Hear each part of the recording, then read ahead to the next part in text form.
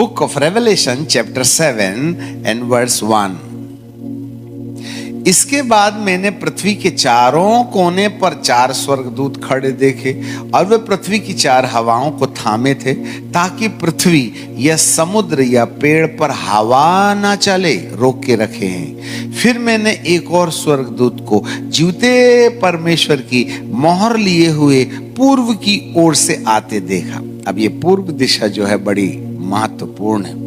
पूर्व की ओर से मैंने एक स्वर्गदूत को आगे आते हुए देखा और उसने चारों स्वर्गदूतों को, जिन्हें पृथ्वी और समुद्र की हानि करने का अधिकार दिया गया था, ऊंचे शब्द से पुकार के कहा, जब तक हम अपने दासों के माथे पर मोहर ना लगा दें, तब तक समुद्र और पेड़ों की हानि नहीं पहुंचाना। ये स्वर्गदूत है साहब, जो स्वर्ग से उतर रहा है और उसका काम क्या है? मोहर लगवाना। तो आप ही बताओ किसका चुनाव होगा मोहर लगाने में? अच्छे से याद रख लेना। कहीं भी जाओ, किससे भी दुआ करवाओ, कोई भी ट्रांसलेशन वाली बाइबल पढ़ो, चंगाई दे दो, चंगाई ले लो, अन्य भाषा बोलो, जो कुछ भी है सब अच्छा है, ये प्रारंभिक बातें हैं, परंतु किस आधार पर वह हमारे माथे पर मोहर लगाएगा, ये चिंतन का विषय है। हम बहुत से कीड़े आपके दिमाग में बो देंगे, आप उस पर चिंतन मंथन करते रहिएगा, और समय के पहले होश में आ गए तो बचाव तो होगा, नहीं तो हमें क्या मालूम क्या होने वाला है। न्याय तो वही ना करेगा। पूर्व के आसमान से एक दूत मोहर लेके आया, और वहां हिजकेल 9 में भी एक दूत था जो सन का वस्त्र पहने था, जिसने कमर में दबात बांधा था, और वह यरूशलेम में इधर उधर देख रहा है। कौन समझौता रहित जीवन जी रहा है? किसने घृणित काम को अपना अंग नहीं बनाया? जो लोग संसार के प्रभाव से अपने आप को अलग कर चुके थे।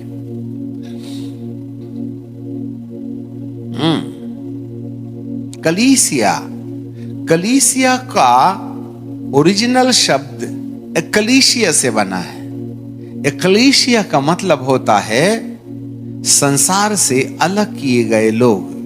The separated people from the world is called the कलीसिया।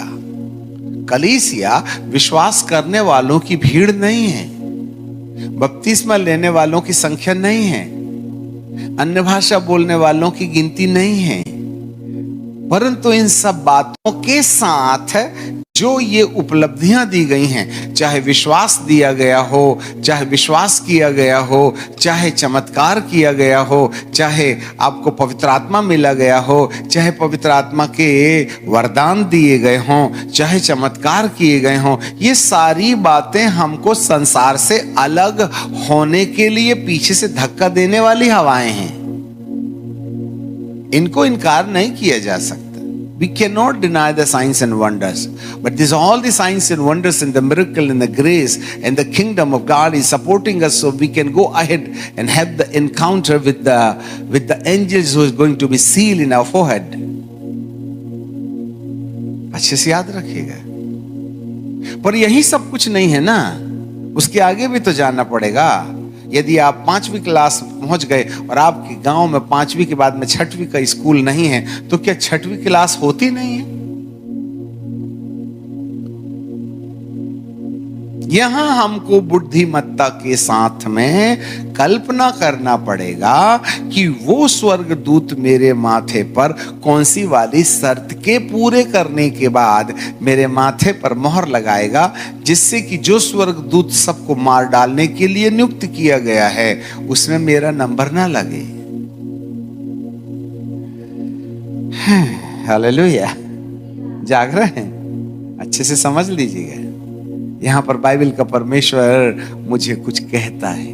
अब हमको एक दूसरे शोध और एक दूसरे खोज में निकलना पड़ेगा। वो पूर्व दिशा से आने वाला स्वर्गदूत मेरे माथे पर मोहर कौन सी वाली शर्त को देख करके, कौन सी वाली शर्तों के मानने के बाद वह मुझको मोहरित करके मेरा नाम 1,44,000 लोगों की संख्या में जोड़ देगा।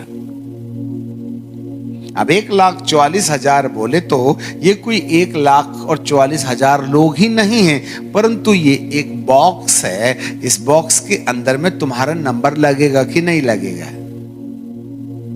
अब आप बोलोगे मेरे को सील की क्या जरूरत, मोहर की क्या जरूरत है, मेरे को 1,44,000 लोगों के बीच में मेरा नंबर क्यों लगना चाहिए, मुझे इन सब बातों से कोई लेना देना नहीं है। तो आपको मालूम होवे ये इसलिए जरूरी है क्योंकि ये ही वे लोग हैं जो प्रकाशित वाक्य की किताब और उसका 14 अध्याय और उसकी एक पद को देखिएगा, वहां क्या लिखा है। Book of Revelation chapter 14 and verse 11 verse 1 है, मैंने दृष्टि की और देखो वह मेमना सियोन के पहाड़ पर खड़ा है और उसके साथ 1,44,000 जन हैं जिनके माथे पर उसका मतलब उद्धार करता और उसके पिता का नाम लिखा है। जिनके माथे में उसका अर्थात उद्धारकर्ता का और उसके पिता मेरे पिता का नाम होगा, केवल वही मेमने के साथ सियोन के पहाड़ में होगा। ये सियोन पहाड़ कहां है? किसी ने गाना बनाया था, सियोन देश हमारा है देश, जाएंगे हम अपने देश। तो सियोन देश है कहां? पृथ्वी में नहीं है, ये नया यरूशलेम ही है सियोन देश, स्वर्ग नहीं है ये। और यहां मेमने के साथ में यही लोग हैं जिनके माथे में परमेश्वर ने मोहर लगा के रखी। आज एक एजेंडा, आज एक विषय लेके जाएं, मेरे माथे में परमेश्वर की मोहर लगेगी ना, तभी मैं नए यरूशलेम में प्रवेश करूंगा, क्योंकि मोहर ही मेरे लिए नए यरूशलेम में प्रवेश का आधार कार्ड है या वीजा है और टिकट है। जिसका वीजा बनेगा उसको टिकट मिलेगी, जिसका वीजा ही नहीं बना उसकी टिकट कहां से मिलेगी। और वीजा बनाने वाले को परमेश्वर का और उद्धारकर्ता का और प्रभु का नाम अपने माथे में लेना ही क्या है? मोहर है। और जिसके माथे में परमेश्वर की मोहर अर्थात पुत्र का और पिता का नाम लिख दिया जाएगा, उस समय मृत्युदूत बोलेगा, ए चलो आगे, नो वैकेंसी। देखता नहीं नाम लिखा है, इसको थोड़ी ना मारने के लिए हम आए हैं, हम तो उसको ढूंढ रहे हैं जिसके माथे में परमेश्वर का मोहर नहीं है। हम उसका हिसाब किताब करेंगे और उनका ड्रम और ढोलक और गिटार और सितार सब बजाएंगे। अब आप बताओ, यहां तो चंगाई मिलेगी, आपको आशीर्वाद मिलेगा, जो तुम मांगोगे मिलेगा, बोल के फंसा ना मेरा प्रभु। परंतु जब हमारा हिसाब देने का वक्त आएगा तो भैया हमको बचाएगा कौन? एक ही है, हमारे माथे की मोहर, वही बचा सकती है। और जिसके माथे में मोहर आ जाएगी, आप 1,44,000 के डब्बे में आ जाएंगे। और इस डिब्बे में रहने वाले लोग हैं जो सियोन के पहाड़ में होंगे। और इन 1,44,000 लोगों के बारे में लिखा है, इसी को थोड़ा और पीछे पढ़ लेते हैं 14 अध्याय में, और फिर इसके बाद में चिंतन के लिए आपको छोड़ देंगे। और स्वर्ग से मुझे एक शब्द सुनाई दिया जो जल की बहुत धाराओं और बड़े गर्जन का शब्द था। जो शब्द मैंने सुना वह ऐसा था मानो वीणा बजाने वाले वीणा बजाते हो। वे सिंहासन के सन्मुख और चारों प्राणियों और प्राचीनों के सन्मुख एक नया गीत गा रहे थे। इसका मतलब यहां वाला वहां काम नहीं पड़ेगा। समझ रहे कुंवार वाले? यहां वाला वहां काम नहीं पड़ेगा, वहां नया गीत गाना पड़ेगा। और नया गीत सीखना नहीं पड़ेगा, आपसे आप आ जाएगा। जिसके माथे में प्रभु अपना मोहर लगा देगा, जिसके माथे में पिता और पुत्र का नाम लिख दिया जाएगा, वो आपसे आप वाला गाना गुनगुनाने लगेगा। अरे वाह, नया गीत गा रहे थे। और उन 1,44,000 जनों को छोड़कर जो पृथ्वी पर उससे मोल लिए गए थे, कोई ये गीत ना सीख सका था। समझ के बाद अब तुमको ऊपर जाके नए वाले क्वायर में भर्ती होना है तो भैया माथे में मोहर लगाना पड़ेगा। अब तुम कितने म्यूजिक क्लास अटेंड कर लो और तुमको कितने भी डॉक्टरेट मिल जावे म्यूजिक क्लास में, पर वहां तो नया गीत गाना पड़ेगा। यहाँ वाला लागू होता ही नहीं। और वहां वाले गाना गाने के लिए हमारी प्रथम आवश्यकता ये होगी कि हम माथे पर मोहर लगा लिए तो आपसे आप अंदर से ये गीत निकलेगा जो कि, और आपको मालूम है जितने भी गाने बजाने में रुचि रखते हैं, आपको मालूम है वहां बीमार है ही नहीं तो चंगाई का वरदान काम ही नहीं आएगा। वहां पापी है ही नहीं तो सुसमाचार सुनाने का काम आएगा। आप कहते हैं, सुनो, आप कहते हैं मेरे पास दर्शन का वरदान है, तो प्रभु कहते आइए आइए आइए, तुम्हारे पास क्या है? बोले मैं हीलर हूं।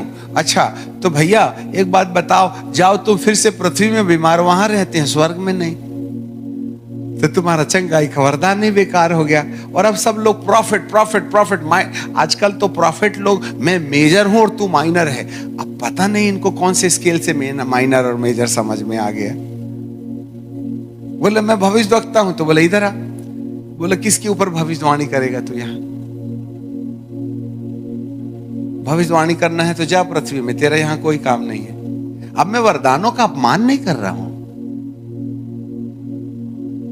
कई लोग तो हवा उड़ाने लगे आजकल वो दाढ़ी वाले जो है ना, वो तो पावर के विरोध में बात करते हैं। अरे भैया, पावर कर करके हमने बहुत आजमा लिए, कोई फायदा नहीं होता है।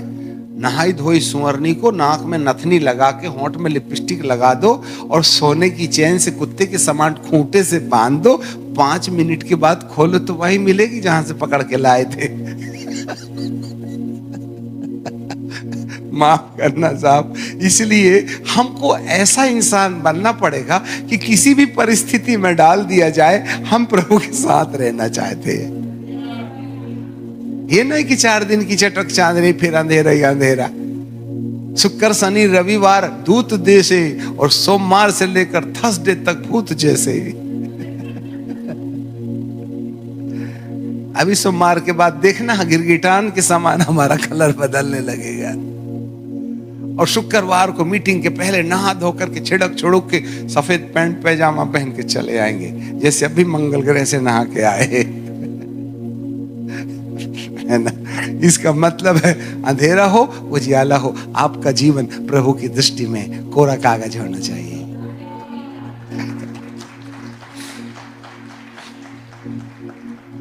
तो साहब ये नया गीत गा रहे थे, तो नया गीत गाना पड़ेगा। और आपको मालूम है स्वर्ग में ना हीलिंग मीटिंग चलेगी, ना प्रीचिंग मीटिंग चलेगी, ना टीचिंग क्लास चलेगी। यहां चला लो तुम प्रोफेटिकल कॉन्फ्रेंस, वहां कोई काम नहीं है, तो वहां क्या काम होगा आप ही बताइए। हाँ, जोर से बोलिए सर। वहां आराधना के अलावा कोई काम ही नहीं है। अब बेचारे 4 ही लोग गाते हैं, बाकी सब भाई यहीं प्रैक्टिस करो ना गाने बजाने की। भले ही ये वाला गाना वहां नहीं लगेगा, पर दिमाग में ताल और सुर और ढोलक की कम से कम रिदम तो समझ में आ जाएगी ना। और यदि वहां कंसुरे हो गए तो गीत भले ही नया मिलेगा, परंतु वहां भी तो ड्रम ढोलक है ना। ये ड्रम ढोलक आया कहां से? ऊपर ही से ना आया है। अब वो बदनाम हो गया लूसीफर के नाम से, परंतु ओरिजिनली वहीं से तो ना आया है। इसलिए वहां इतनी भयंकर म्यूजिक क्लास चलेगी कि हजारों साल तक रिदम टूटेगा ही नहीं, और वहां कोई काम नहीं है। 2 पंख से स्वर्गदूत लोग अपना पैर ढांप लेते हैं, 2 से अपना मुंह ढांप लेते हैं, 2 से उड़ते हैं और हर कोने में कहते हैं पवित्र पवित्र पवित्र। वो तो हमारे समझाने के लिए पवित्र पवित्र पवित्र बोला है, परंतु वो गीत कौन सा है? अरे धरती में वो शब्द नहीं है जिससे उसकी इबादत की जाएगी।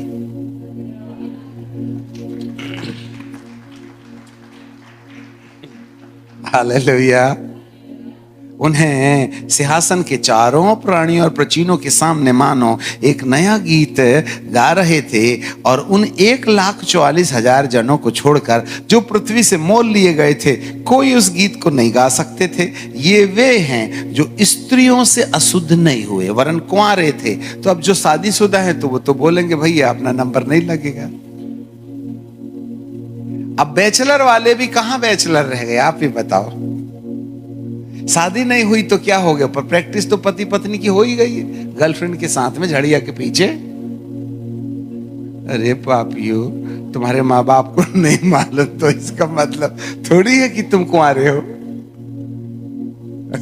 साहब बोलो खुश रहो, तुम गोली चलाओगे भी तो क्या फायदा, मेरा तो जल्दी नंबर लग जाएगा ऊपर जाने का, क्योंकि हम तो तुमसे बहुत परेशान हो गए हैं, सुधरते नहीं तुम, कितना ही समझाओ। अपनी गाड़ी अब जो लंगड़ के चल रहा है उसकी प्रैक्टिस ठीक नहीं ना होगी। यही तो अबॉमिनेशन है। एक भविष्यवक्ता ने क्या बोला मालूम है क्या? तू कल कॉन्फ्रेंस में आया ना, आज यहां से मैं भविष्यवाणी कर रहा हूं तेरे लिए। अच्छा, जिसने भी बोला मैं भविष्यवाणी कर रहा हूं, तुम तो ना सिर में पैर रख के ऐसे भागो गेंद के समान, जिसने भी मैं लगाया इसका मतलब मेरे बाप की औलाद नहीं है वो, भले कितना ही भेद खोल दे हुए। ये मैं लगाने वालों से थोड़ा छिटक के रहना, जैसे भैंस काला छत्ता देख के भागती है। नहीं समझे बात? तू कौन है रे भैया, तू भविष्यवाणी कर लेगा? तू यीशु मसीह का बाप है क्या? धोखे में नहीं आना। तो कोई ये कहे कि मैं भविष्यवाणी कर रहा हूं, तो सावधान रहना ऐसे लोगों से। तो वहां पर क्या होगा, एक ही चीज होगी, हम परमेश्वर की इबादत करेंगे, प्रभु तेरा धन्यवाद हो, महिमा हो, पवित्र पवित्र पवित्र। यीशु के पैदा होने के वक्त संदेश देने के समय स्वर्गदूतों का एक बड़ा दल आसमान में कह रहा था, होसन्ना, आसमान में परमेश्वर की महिमा हो और उन मनुष्यों में जिनसे परमेश्वर प्रसन्न हो शांति होवे।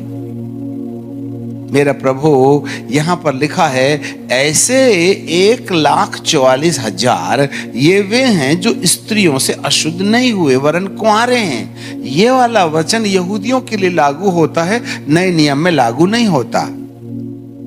इसका मतलब थोड़ी है कि नए नियम में जितने विवाहित लोग हैं ऊपर जाएंगे ही नहीं, परंतु कुंवारे रहने का मतलब यह होता है कि परमेश्वर जिन लोगों ने संसार का दामन छोड़ दिया है, स्पिरिचुअल अडल्ट्री के बारे में बोल रहा है, कोई फिजिकल अडल्ट्री नहीं है। यीशु मसीह ने भी कहा, पुराने नियम में लिखा है कि व्यभिचार मत करना, परंतु नए नियम में लिखा है कि यदि तू अपने मन में किसी स्त्री और पुरुष के गलत रिश्ते का कल्पना भी करेगा तो तू व्यभिचार कर चुका है। और मोबाइल हमारे पास में तो ठिकाना लगाने के लिए बहुत है। और आजकल जितने भी एडवर्टीजमेंट देने वाले हैं, वो सारे के सारे लोग आधा कपड़ा पहनने वाली लड़कियों को खड़ा कर देते हैं कैमरा के सामने बदन दिखाने के लिए, और बस हमारा तो फिर ना सिर आगे का पीछे हो जाता है। इसलिए इससे दूर रहा करें। इसका नंबर ही 666 है। काम करो और रख दो, मेरा मतलब नहीं इसको फेंक दो, काम करो। एलिया मूसा को अपन इसी से तो देखेंगे, इसको बात के लिए रखो।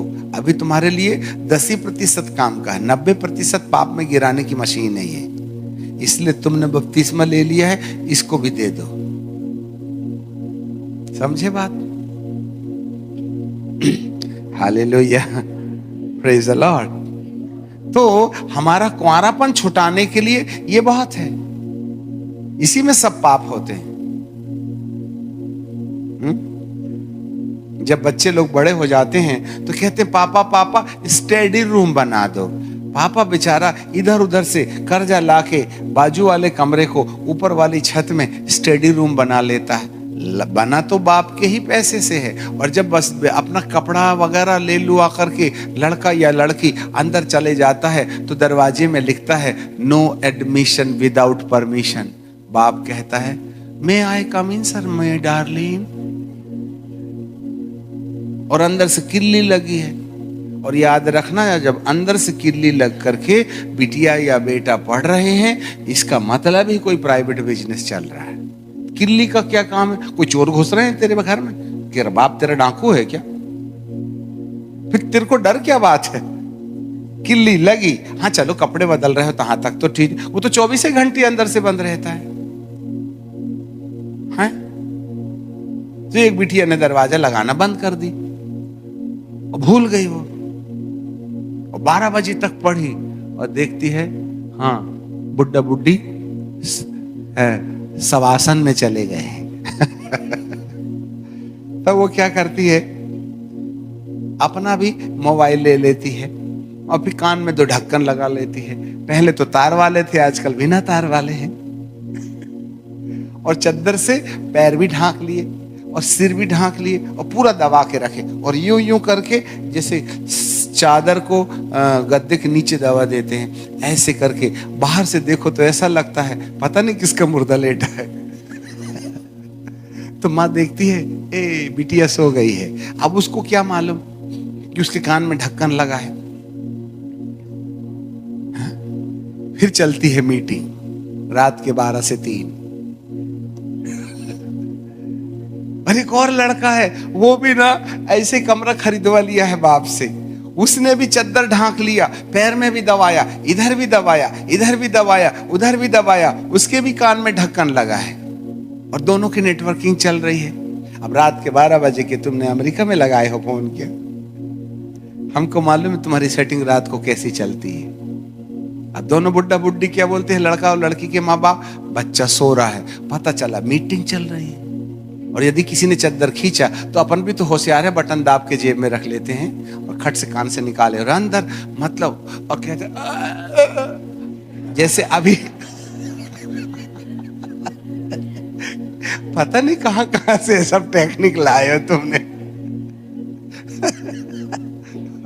क्या हो गया माँ, मतलब इतना ड्रामा करते हैं बेटा बिटिया, उनको भी तो आइडिया है, ये सब इसी ने तो सिखाया है ना। तो तुम कुंवारे हो के ये बताओ। अरे भाई तुम कुंवारे हो क्या? यीशु ने तो साफ कह दिया, यदि तेरे मन के अंदर कोई वासनात्मक कल्पना है तो तू व्यभिचार कर चुका।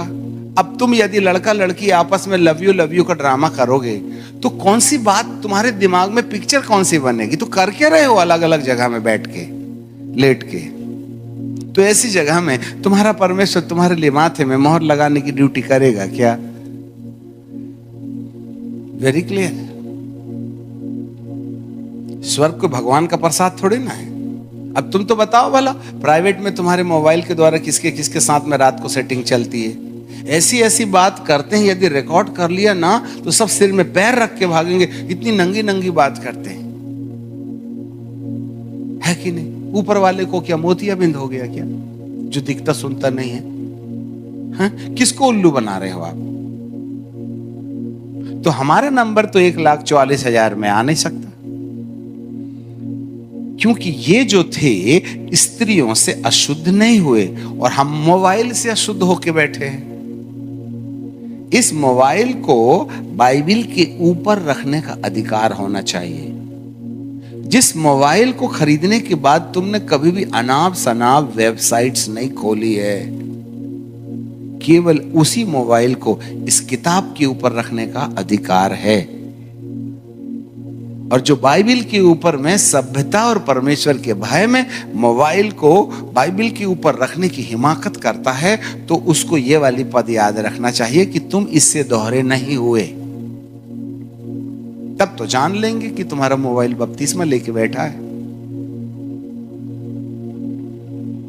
1,44,000 लोग हैं जो स्त्रियों से अशुद्ध नहीं हुए वरन कुंवारे हैं। ये वे ही हैं जहां मेमना जाता है उसके पीछे हो लेते हैं। ये वे परमेश्वर के नियमित पहले फल हैं और मनुष्यों में से मोल लिए गए हैं। मनुष्यों में से मोल लिए गए हैं और उनके मुख से कभी झूठ ना निकला हो। वे निर्दोष हैं। ये जो क्वालिफिकेशन है जब हमारे जीवन के अंदर नजर आएगी, तब जाकर के ये दवात लटकाए स्वर्गदूत आके कहेगा, ठोको रे बाबा इनके माथे में मोहर। वो जो पूर्व के आसमान से स्वर्गदूत आ रहा है, वो कहेगा इनका नंबर 1,44,000 वाले बक्से में डाल दो, जिससे कि ये सियोन अर्थात नए यरूशलेम में मेमने के साथ खड़े होकर के एक नया गीत गाते हुए उस राज्य में 7 साल वहां रहें, 1000 साल यहां रहें, फिर इसी वाले नए यरूशलेम में बैठ करके वे स्वर्ग में अनंत काल तक राज्य करें। ऐसा वाला धन वो कहता है अल्फा और ओमेगा, आदि और अंत। तब यहां पर प्रभु यीशु मसीह को आप उस रूप में देखोगे जो प्रकाशित वाक्य के पहले अध्याय में लिखा है, जिसके सिर के बाल ऊन के समान श्वेत, जिसका चेहरा सूर्य की नाई चमक रहा, जिसकी आंखें आग की ज्वाला, जिसके पैर पीतल के से सोने का पटुका बांधा। ऐसे वाले प्रभु का पिक्चर इस नए यरूशलेम में हमारी नंगी आंखों से दिखाई देगा। उसके लिए हमको ये शर्तें पूरी करनी पड़ेंगी कि हम परमेश्वर की मोहर अपने माथे पर लगा करके बैठें, जिसमें उद्धारकर्ता का और उद्धारकर्ता के पिता जो हमारे भी पिता हैं यहोवा का नाम हमारे माथे पर मोहर के रूप में लगाया गया हो। तब मौत नहीं, नरक के दूत भी तुम्हें देख करके अंधे हो जाएंगे।